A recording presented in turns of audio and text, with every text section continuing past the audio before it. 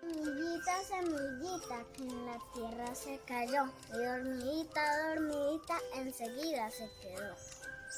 ¿Dónde está la dormilona?, un niño preguntó, y las flores respondieron, una planta ya nació. Semillita, semillita, que recibiste agua y calor, para darnos muchos frutos, muchas flores y mucho amor.